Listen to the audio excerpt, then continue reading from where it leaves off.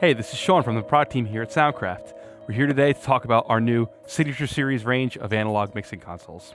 So the Signature Series range is comprised of standard Signature Series mixers, of which there are 4 frame sizes, and the Signature multi-track consoles, of which there are 2 frame sizes.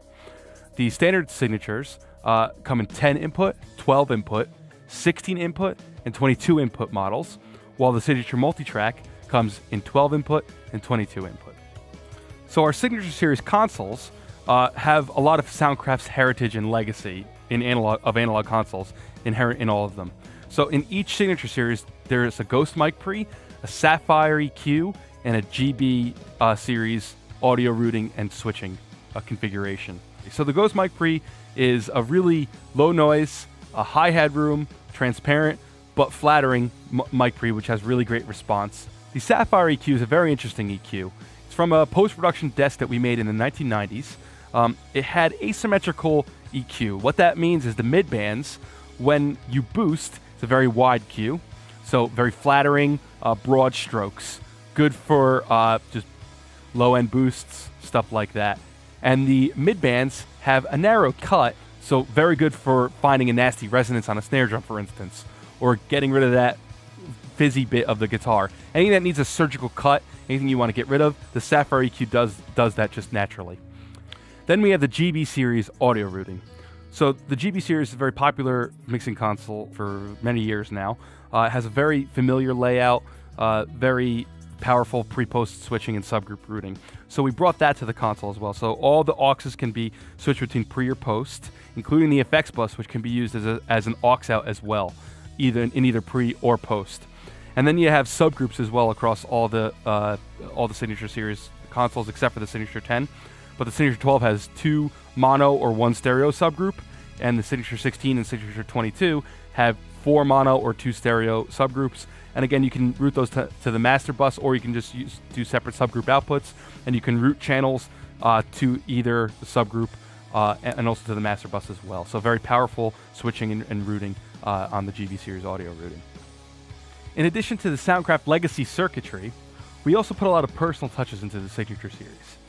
Features like the interval mute, which mutes all playback across the desk except for the playback channel, the playback channel pre-post selection, the Hi-Z inputs, and the DBX limiters really make a big difference on how you mix.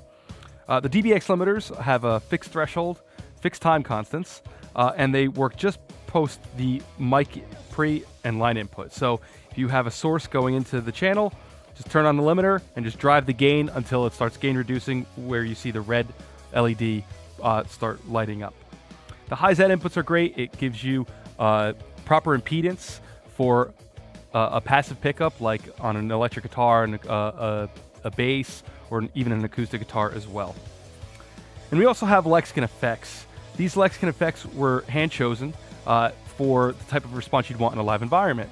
So we have your typical Lexicon reverbs, your Hall algorithms, plate algorithms, even springs, gated reverb, stuff like that. We have delays and modulations like rich studio choruses and modern choruses.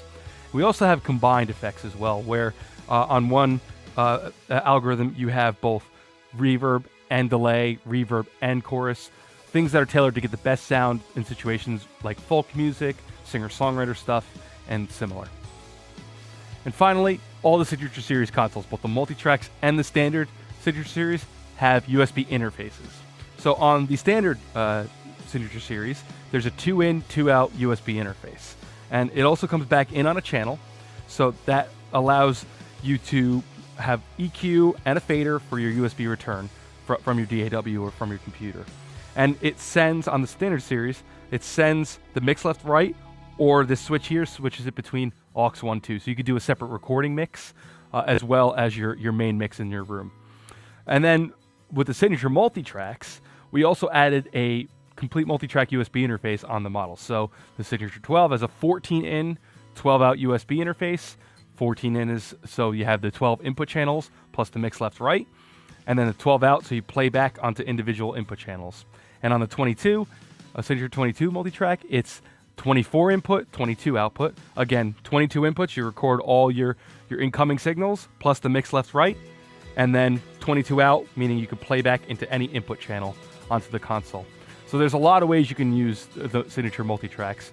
In a studio environment, you could use it to record as your front end. You know, you have your Ghost mic pre, you can get all those tracks directly into your DAW. Then you can return them back in and mix them using the Sapphyre EQ and the Signature's analog summing bus. You can also use it in live settings as well. There's a lot of different ways you can do this. You can, of course, multi-track record the entire set, so you can mix it again later to do like a demo. It's also great for live performances where you have to mix pre-recorded material or click tracks with live performance. So on channels 5 and 6, for instance, we can have play a mono track from some electronic music or something that we've done in a DAW previously and have it mixed on the surface. Or if you want the click track to come in and feed, let's say, the drummer's headphone bus, you could bring in a stereo input, whack it up on the aux buses, but keep it down in the main mix so the audience doesn't hear it. You could even mix processing from your DAW with the Signature Series' own channel strip. So all the inputs send to the USB all the time, and the return switch on the multi-track switches it from listening to the mic pre to the USB return. But since it's always sending to the USB, you'll still get your input. So this allows you to do things like VST plugins. If you have your channel coming in, switch the USB return, configure your DAW, load your plugin, you'll have the mic pre into your plugin, then down into the EQ. As far as latency, depends on your computer's performance. We have low latency ASIO drivers, which should be at about like 4 milliseconds at optimal buffer settings to your material. So that's the Signature Series, guys. This is our take on 21st century analog, which hopefully proves that analog is still very much alive. Catch you next time.